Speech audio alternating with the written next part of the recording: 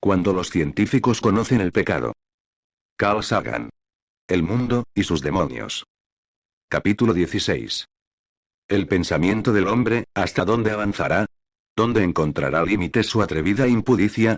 Si la villanía humana y la vida humana deben crecer en justa proporción, si el Hijo siempre debe superar la maldad del Padre, los dioses tienen que añadir otro mundo a este para que todos los pecadores puedan tener espacio suficiente. Eurípides, Hippolytus, 428 AC. En una reunión con el presidente Harry S. Truman en la posguerra, J. Robert Oppenheimer, director científico del proyecto Manhattan de armas nucleares, comentó lúgubremente que los científicos tenían las manos manchadas de sangre, que habían conocido el pecado. Más tarde, Truman comunicó a sus ayudantes que no quería ver nunca más a Oppenheimer. A veces se castiga a los científicos por hacer el mal y a veces por advertir de los malos usos a que se puede aplicar la ciencia. Es más frecuente la crítica de que tanto la ciencia como sus productos son moralmente neutrales, éticamente ambiguos, aplicables por igual al servicio del mal y del bien. Es una vieja acusación. Probablemente se remonta a la época de la talla de herramientas de piedra y al dominio del fuego. Puesto que la tecnología se ha encontrado en nuestra línea ancestral desde antes del primer humano, puesto que somos una especie tecnológica, no es tanto un problema de ciencia como de naturaleza humana. No quiero decir con esto que la ciencia no tenga responsabilidad por el mal uso de sus descubrimientos. Tiene una responsabilidad profunda y, cuanto más poderosos son sus productos, mayor es su responsabilidad. Como las armas de ataque y derivados del mercado, las tecnologías que nos permiten alterar el entorno global que nos sostiene deberían someterse a la precaución y la prudencia. Sí, somos los mismos viejos humanos que lo han hecho hasta ahora. Sí, estamos desarrollando nuevas tecnologías como siempre. Pero cuando las debilidades que siempre hemos tenido se unen con una capacidad de hacer daño a una escala planetaria sin precedentes, se nos exige algo más. Una ética emergente que también debe ser establecida a una escala planetaria sin precedentes. A veces los científicos lo intentan de los dos modos. Aceptar el mérito por aquellas aplicaciones de la ciencia que enriquecen nuestras vidas, pero distanciarse de los instrumentos de muerte, tanto intencionados como inadvertidos, que también se derivan de la investigación científica. El filósofo australiano John Passmore escribe en el libro La ciencia y sus críticos. La Inquisición española intentó evitar la responsabilidad directa en la quema de herejes entregándolos al brazo secular. Quemarlos ella misma, explicaba piadosamente, sería totalmente impropio de sus principios cristianos. Pocos de nosotros dejaríamos que la Inquisición se limpiase tan fácilmente las manos de sangre. Ellos sabían muy bien lo que ocurriría. Del mismo modo, cuando la aplicación tecnológica de los descubrimientos científicos es clara y obvia, como cuando un científico trabaja con gases nerviosos, no puede declarar que estas aplicaciones no tienen nada que ver con él, basándose en que son fuerzas militares, no científicas, las que usan los gases para mutilar o matar. Eso es aún más obvio cuando el científico ofrece ayuda deliberada a un gobierno a cambio de financiación. Si un científico, o un filósofo, acepta fondos de un cuerpo como una oficina de investigación naval, les está engañando si sabe que su trabajo será inútil para ellos y debe aceptar parte de responsabilidad por el resultado si sabe que les será útil. Está sometido, como corresponde, a alabanzas o culpas en relación con cualquier innovación que salga de su trabajo. Proporciona un caso histórico importante. La carrera del físico nacido en Hungría Eduard Teller. Teller quedó marcado de joven por la revolución comunista de Béla Kun en Hungría, en la que se expropiaron las propiedades de familias de clase media como la suya, y por la pérdida de una pierna, que le producía un dolor permanente, en un accidente de circulación. Sus primeras contribuciones iban de las reglas de selección de la mecánica cuántica y la física de estado sólido a la cosmología. Fue él quien acompañó al físico Leo Szilard a ver a Albert Einstein cuando se encontraba de vacaciones en Long Island en julio de 1939, una reunión que llevó a la carta histórica de Einstein al presidente Franklin Roosevelt en la que le apremiaba, a la vista de los acontecimientos científicos y políticos de la Alemania nazi, a desarrollar una bomba de fisión o atómica. Reclutado para trabajar en el proyecto Manhattan, Teller llegó a Los Álamos y poco después se negó a colaborar, no porque le desesperara lo que podría llegar a hacer una bomba atómica, sino por lo contrario. Porque quería trabajar en una arma mucho más destructiva, la bomba de fusión, termonuclear o de hidrógeno. Si bien la bomba atómica tiene un límite superior práctico en su rendimiento o energía destructiva, la bomba de hidrógeno no lo tiene. Pero esta necesita una bomba atómica como detonante. Una vez inventada la bomba de fisión, después de la rendición de Alemania y Japón, terminada la guerra, Teller siguió defendiendo con ahínco lo que se llamó la Super, con la intención específica de intimidar a la Unión Soviética. La preocupación por la reconstrucción de la Unión Soviética, endurecida y militarizada bajo Stalin, y la paranoia nacional en Norteamérica llamada macartismo le allanaron el camino. Sin embargo, encontró un importante obstáculo en la persona de Oppenheimer, que se había convertido en presidente del Comité Asesor General de la Comisión de Energía Atómica de la posguerra. Teller expresó un testimonio crítico en una audiencia del gobierno cuestionando la lealtad de Oppenheimer a Estados Unidos. Se suele creer que la participación de Teller jugó un importante papel en sus repercusiones.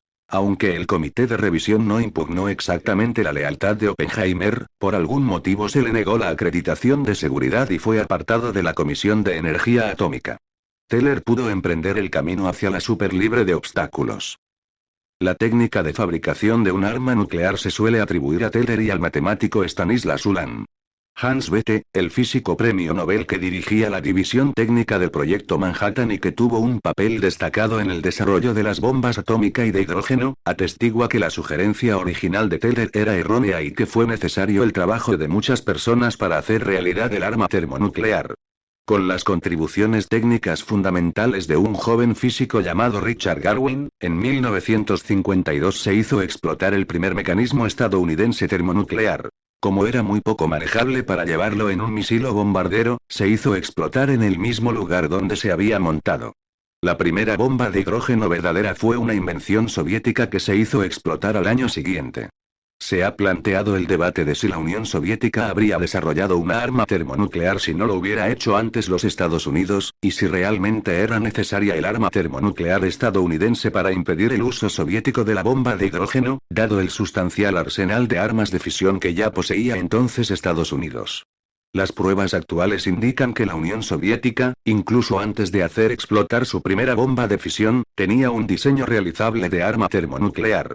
Era el siguiente paso lógico. Pero el conocimiento, por espionaje, de que los americanos estaban trabajando en ella aceleró la búsqueda soviética de armas de fusión. Desde mi punto de vista, las consecuencias de una guerra nuclear global se hicieron mucho más peligrosas con la invención de la bomba de hidrógeno, porque las explosiones aéreas de las armas termonucleares son mucho más capaces de quemar ciudades y generar grandes cantidades de humo, enfriando y oscureciendo la Tierra, y de inducir un invierno nuclear a escala global. Este es quizá el debate científico más controvertido en el que me he visto envuelto, desde 1983-1990 aproximadamente. El debate tenía un enfoque político en su mayor parte. Las implicaciones estratégicas del invierno nuclear eran inquietantes para los que se aferraban a una política de venganza masiva para impedir un ataque nuclear, o para los que deseaban conservar la opción de un primer ataque masivo. En ambos casos, las consecuencias ambientales provocan la autodestrucción de cualquier nación que lance gran número de armas termonucleares aún sin venganza del adversario. De pronto, un segmento importante de la política estratégica durante décadas y la razón para acumular decenas de miles de armas nucleares se hizo mucho menos creíble. Los descensos de la temperatura global que se predecían en el informe científico original sobre el invierno nuclear, 1983, eran de 15-20 grados. Las estimaciones actuales son de 10-15 grados.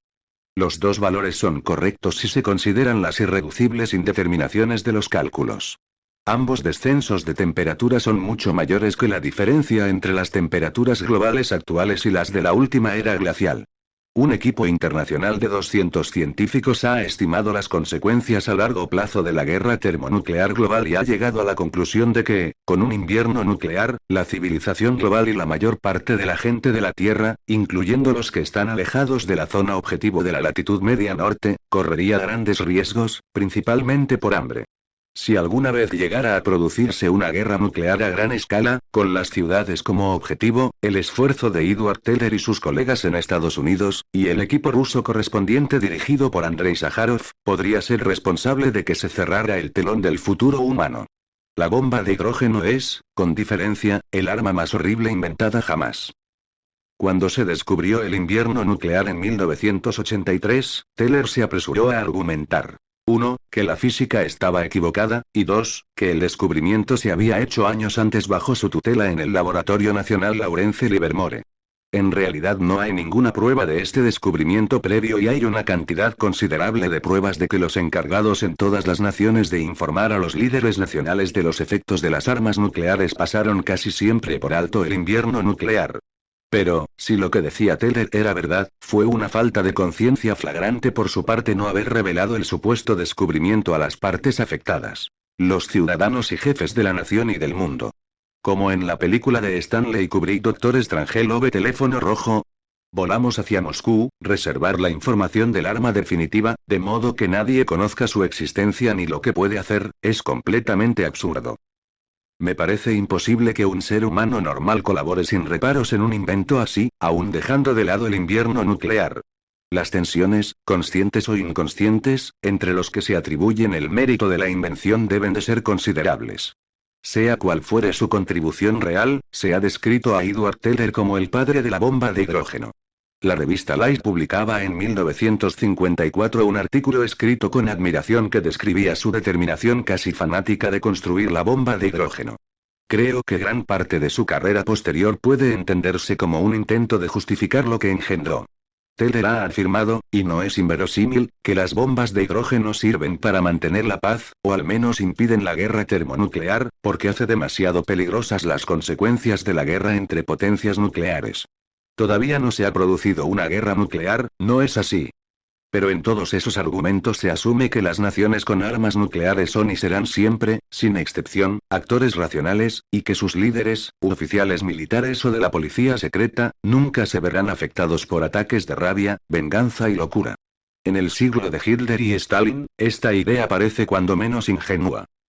Teller ha tenido una influencia decisiva para impedir la firma de un tratado que prohibiera las pruebas de armas nucleares. Dificultó en gran manera la consecución de un tratado de limitación de pruebas, en superficie. Su argumento de que era esencial hacer pruebas en superficie para mantener y mejorar los arsenales nucleares, que ratificar el tratado acabaría con la seguridad futura de nuestro país ha demostrado ser engañoso. También ha sido un defensor vigoroso de la seguridad y efectividad de coste de las plantas de energía de fisión, y declara ser el único herido del accidente nuclear de la isla Tremile en Pensilvania en 1979. Según dijo, tuvo un infarto cuando discutía el tema. Teller defendía la explosión de armas nucleares desde Alaska hasta Sudáfrica, para dragar puertos y canales, para eliminar montañas molestas y efectuar grandes traslados de tierra. Se dice que, cuando propuso un plan así a la reina Federica de Grecia, ésta le respondió: «Gracias, Dr. Teller, pero Grecia ya tiene bastantes ruinas singulares. ¿Queremos probar la relatividad general de Einstein? Pues hagamos explotar una arma nuclear en la parte más alejada del Sol», proponía Teller. ¿Queremos entender la composición química de la Luna? Pues enviemos una bomba de hidrógeno a la Luna, hagámosla explotar y examinemos el espectro del destello y la bola de fuego. También en la década de los 80, Teller vendió al presidente Ronald Reagan la idea de la Guerra de las Galaxias, llamada por ellos Iniciativa de Defensa Estratégica. Parece ser que Reagan se creyó la historia francamente imaginativa que le contó Teller de que era posible construir un láser de rayos X del tamaño de una mesa y ponerlo en órbita alimentado por una bomba de hidrógeno que destruiría 10.000 ojivas soviéticas en vuelo y proporcionaría una protección genuina a los ciudadanos de Estados Unidos en caso de guerra termonuclear global.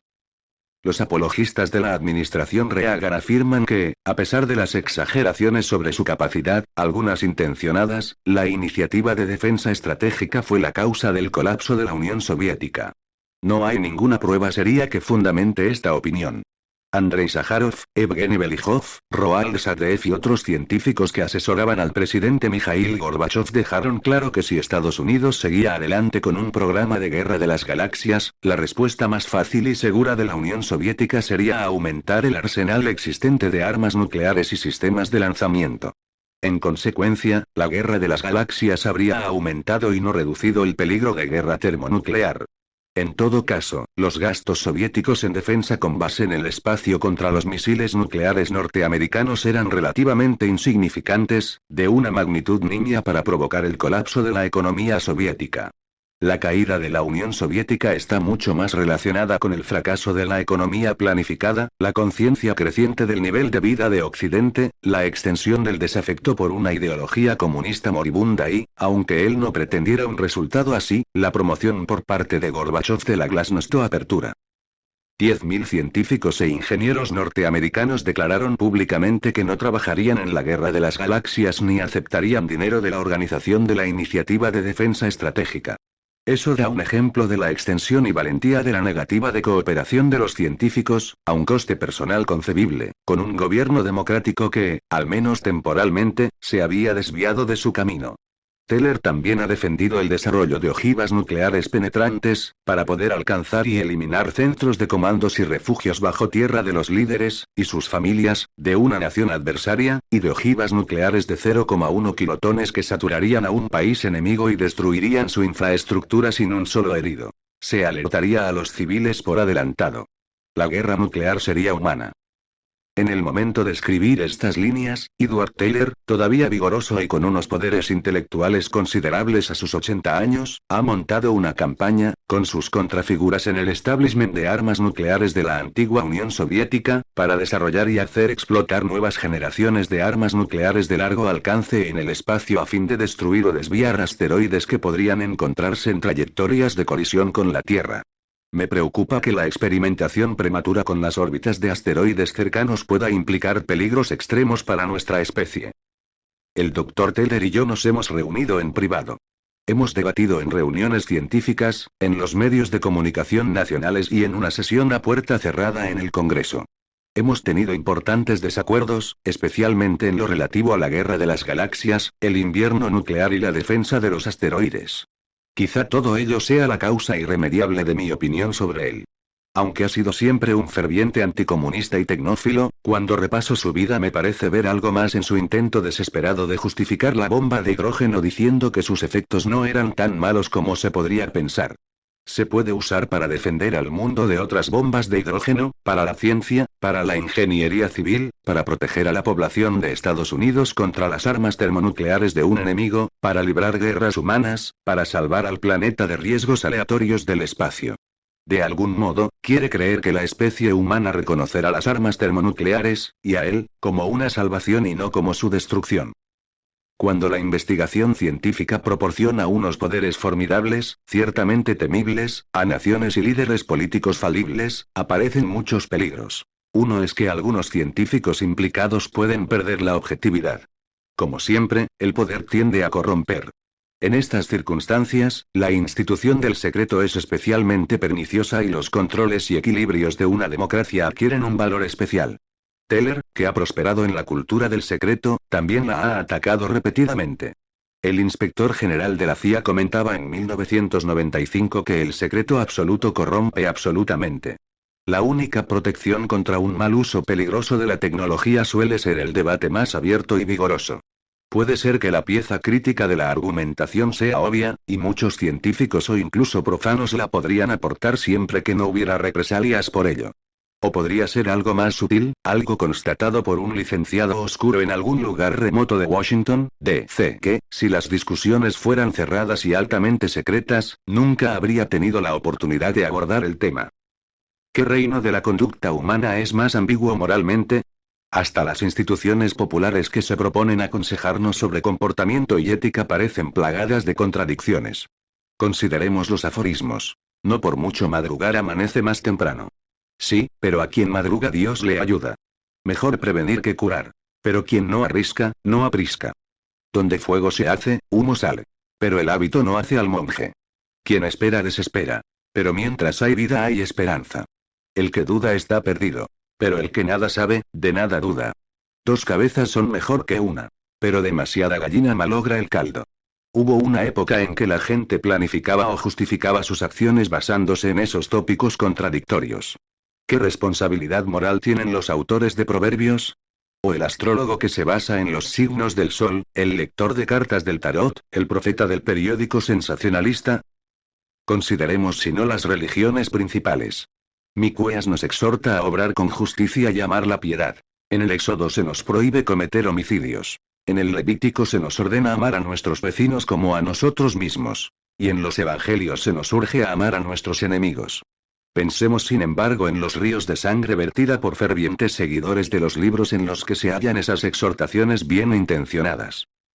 En Josué y en la segunda parte del libro de Números se celebra el asesinato masivo de hombres, mujeres y niños, hasta de animales domésticos, en una ciudad tras otra por toda la tierra de Canaán. Jericó es eliminado en una querem, guerra santa. La única justificación que se ofrece para este asesinato masivo es la declaración de los asesinos de que, a cambio de circuncidar a sus hijos y adoptar una serie de rituales particulares, se prometió a sus antepasados mucho tiempo atrás que aquella tierra sería suya.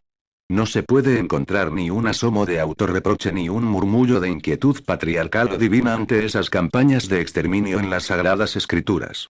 En cambio, Josué consagró a todos los seres vivientes al anatema, como Yahvé, el Dios de Israel, le había ordenado. Josué 10:40. Y esos acontecimientos no son incidentales sino centrales en la narración principal del Antiguo Testamento. Hay historias similares de asesinato masivo, y en el caso de los amalequitas, genocidio, en los libros de Saúl, Esther y otras partes de la Biblia, con apenas un atisbo de duda moral. Todo ello, desde luego, era perturbador para los teólogos liberales de una época más tardía. Se dice con razón que el diablo puede citar las escrituras para su propósito. La Biblia está tan llena de historias de propósito moral contradictorio que cada generación puede encontrar justificación para casi cada acción que propone. Desde el incesto, la esclavitud y el asesinato masivo hasta el amor más refinado, la valentía y el autosacrificio. Y este trastorno moral múltiple de personalidad no está limitado al judaísmo y al cristianismo. Se puede encontrar dentro del Islam, en la tradición hindú, ciertamente en casi todas las religiones del mundo. Así pues, no son los científicos los que son moralmente ambiguos sino la gente en general. Creo que es tarea particular de los científicos alertar al público de los peligros posibles, especialmente los que derivan de la ciencia o se pueden prevenir mediante la aplicación de la ciencia. Podría decirse que una misión así es profética. Desde luego, las advertencias deben ser juiciosas y no más alarmantes de lo que exige el peligro. Pero si tenemos que cometer errores, teniendo en cuenta lo que está en juego, que sea por el lado de la seguridad. Entre los cazadores y recolectores. Qumsan del desierto del Kalahari, cuando dos hombres, quizá inflamados por la testosterona, empiezan a discutir, las mujeres les quitan las flechas envenenadas y las ponen fuera de su alcance. Hoy en día, nuestras flechas envenenadas pueden destruir la civilización global y posiblemente aniquilar a nuestra especie. Ahora, el precio de la ambigüedad moral es demasiado alto. Por esta razón, y no por su aproximación al conocimiento, la responsabilidad ética de los científicos también debe ser muy alta, sin precedentes. Desearía que los programas universitarios de ciencia plantearan explícita y sistemáticamente estas cuestiones con científicos e ingenieros experimentados. Y a veces me pregunto si, en nuestra sociedad, también las mujeres, y los niños, acabarán poniendo las flechas envenenadas fuera de nuestro alcance.